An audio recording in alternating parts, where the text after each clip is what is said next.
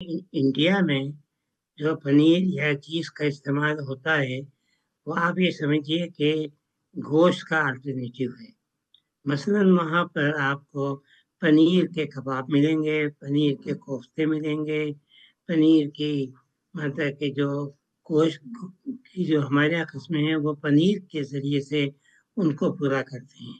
क्योंकि मैं इंडिया मतलब कि जब भी जाता रहा था मुझे और ये रिवाज जो था ये तक़सीम के बाद बहुत ज़्यादा हुआ है, इससे पहले नहीं था इतना, जैसा लोग बताते हैं। लेकिन अब वहाँ पर मतलब कि वो बहुत ज़्यादा है और ये अल्टरनेटिव है, ये समझिए कि गोश्त का। और हम उसको जो नाम गोश्त के अपने यहाँ देते हैं, कोफ्ते, कबाब और ये सब, वो पनीर के ज़रिए भी वो भी यही नाम देते हैं। या पसंदे, मतलब कि पनीर के पसंदे भी आपको मतलब कि अब मिलेंगे। तो पनीर का इस्तेमाल बहुत वहाँ पर है और चूँकि बहुत बड़ी तादाद में होता है तो सस्ता भी है, तो अमीर और गरीब मतलब कि सभी उसको इस्तेमाल करते हैं और उसके पकाने के तरीके भी मुख्तलिफ हैं मसालों के और उसके ज़रिए से तो खुश ज़ायक़ा भी होते हैं।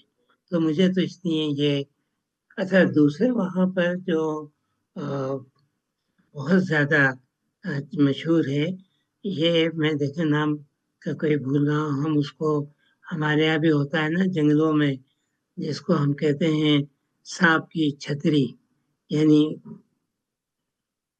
क्या कहेंगे उसे? मशरूम्स। मशरूम। हाँ अच्छा हाँ। मशरूम जो है, एक तो यूरोप में मशरूम का इस्तेमाल बहुत होता है और यही मशरूम का इस्तेमाल इंडिया में भी शुरू हो गया है। अच्छा मशरूम को भी आप गोश्त का अल्टरनेटिव कह सकते हैं। मशरूम का जो हलवा बनता है वो बड़ा खुश जायका और बहुत अच्छा होता है।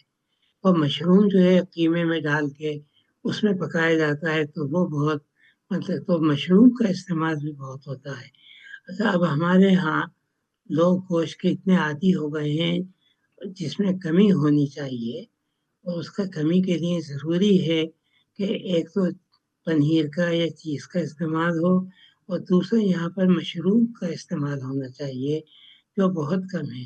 फैसलाबाद में जो उनकी ज़रई यूनिवर्सिटी है, वहाँ उनके जो बॉटनिकल गार्डन है, वहाँ वो मशरूम की काश्त करते हैं, लेकिन ज़ाहिर है वो इतने नहीं होते कि उसकी कोई मतलब कि बिजनेस कर सकें। ये दो चीज़ें बड़ी अहम हैं खाने में, अगर इनको शुरू किया जाए तो सस्ती भी होंगी और गोश्त का नामत बदल भी होंगी।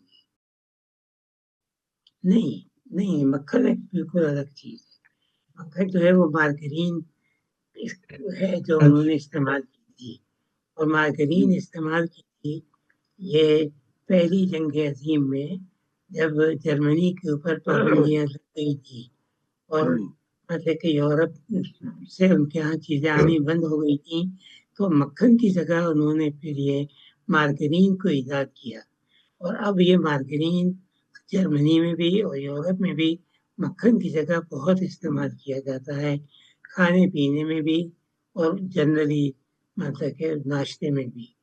ये मार्गरीन जो है, ये समझिए कि मक्खन का नामोल बदल है।